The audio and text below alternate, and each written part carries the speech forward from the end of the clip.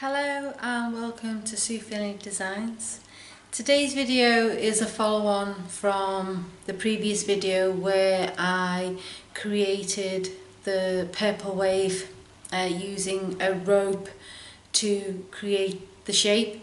So this is another piece that I created at the same time, and again using the rope I created the freeform shape.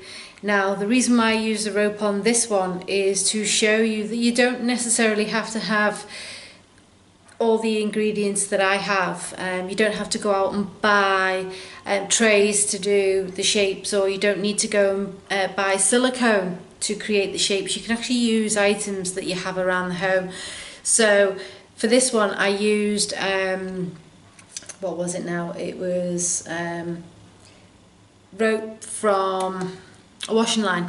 But I didn't actually buy it for that reason. I actually bought it for another project, but I had some left over and it was just stashed away in a cupboard.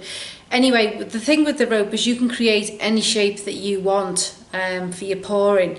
You can make it as large or as small as you want, and you can reuse the rope time and time again. Just cover it in plastic and you can then use it again. Also, the good thing with the rope is when you cover it in plastic, the resin's not going to run off anywhere, and you've also got a guide for how thick you can pour it as well. So, because I often get asked about how thick do I need to pour these pieces and things, so I generally do it, I will go on to Resin to their calculator and roughly calculate the size of the piece, and then double it, and then I know, because I'm doing a double thickness of resin, because I want it to be quite sturdy. And it is actually it's not really heavy, but it does use a fair bit of resin, but it's not going anywhere. This is quite firm and it's quite stiff, so it's not flimsy and flexible like a lot of you have said that your pieces are turning out like. So you just really basically need to pour it a little bit thicker. Bear in mind, when you pour it a bit thicker, you've got less time to mould it. And like in the previous video, I don't generally tell you how long each piece takes before I mould it around the vase or whatever, because it all depends on the time of the year, the brand of resin you're using, and the temperature and things outside. So as a general rule of thumb, from about 3 hours on, I start checking it every hour to see if it's no longer sticky, and if it's no longer sticky, it can then be moved. Having said that, you can still move it when it's sticky. That when you turn upside down, if you want drips happening, if you're doing it at the sort of sticky stage, then you can do that, and then you can have some drips hanging off. So I'll do one with drips coming soon, just to show you what I mean. Although some of my early pieces of sculptures are based on that, and there are a few drips happening, so that's going to be something coming up as well. Now, for those of you who have not watched my videos before, these videos are basically my experiments with resin. Ever since I started doing these videos just over 12 months ago, I wanted to see what I could do with resin, and that's basically all these videos are. They're my experiments with resin. Some things work, some things don't, but I always try to bring you how I fix things, or my thoughts on what happened with it and everything, so that you can go on and use what I've learned to create your own pieces. But hopefully you can learn from my mistakes or use them as inspiration to create your own, and so that you're not wasting money on resin and things through bad experiments and things. I'm there doing that for you, so I'm doing my best with that.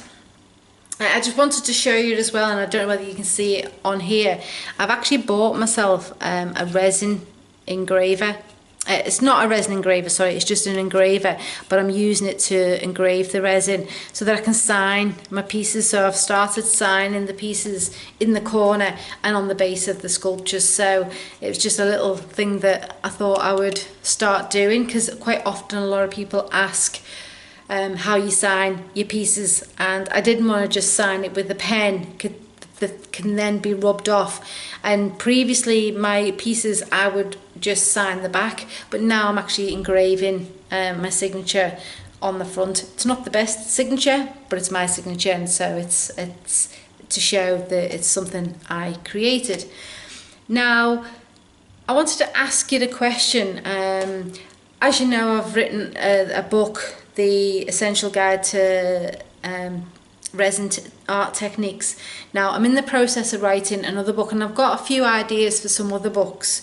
So I'm torn at the moment on whether to write my next book on how I built the following that I have on YouTube, Facebook, Pinterest, Instagram, how I've turned this into a business, how I'm earning money doing this, and sort of basically going through the mistakes that I made on the way for this as well. So that's one of the books. The other book that I'm planning on doing is a book on the techniques that I've shown on YouTube so far. So I think I've got around about 50 videos so far, and they're all of my experiments, and I was thinking of putting it together as a collection of everything I've done to date. So it's pretty much the last 12 months in a book. So, but I'm undecided on whether to do that one next or whether to do the, how I built the following on social media. So I'm putting that out to you guys to find out. If you don't mind leaving a comment in the description, a comment below, just to let me know what you would prefer to see. So that's that on that. For my next video, I'm doing a lava inspired one. That was one that was on the Facebook group. That was the inspiration for this month. So I'm putting a video together for that. So that's coming up next. And that's basically it. I think that's the news for this week. So without further ado, let's get into how I created this piece. So like I mentioned, I'm using a rope to create the shape, just twisting the end over just so to keep it together, and I'm now going to cover it with cling wrap, cling film, saran wrap, wherever you call it in your region, but it's basically just a thin layer of plastic that I'm just going to cover this rope with, so that when the resin is poured, it's contained within that area.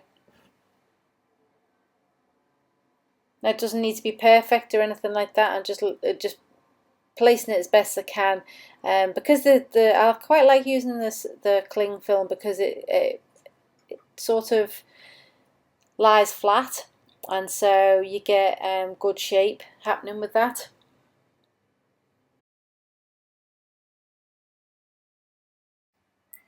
For this one, I'm using approximately 400 ml of resin, which I've just tinted with the same purple India ink as like the last project, and again using the acrylic diamonds, I've coated that in a white resin, which I'm just, as you can see, I'm just spooning that around the edge.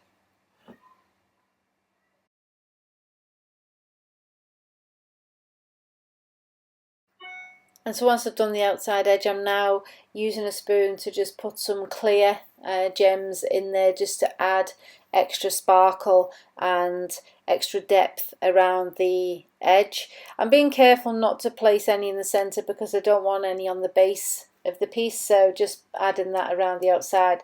Any that do drop in, I just use the end of the spoon to move that across.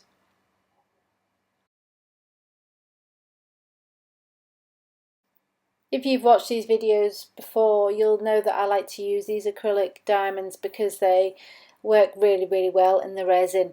They give a nice texture and finish and help with light shining through the piece. So now it's been left for several hours, and now it's time to move it onto the mould. Now, first of all, I was trying to balance this on the mineral turpentine bottle, but the resin was slipping a little bit, so I then moved it onto a more sturdy piece, and using a little bit of heat I'm now going to mold this into shape.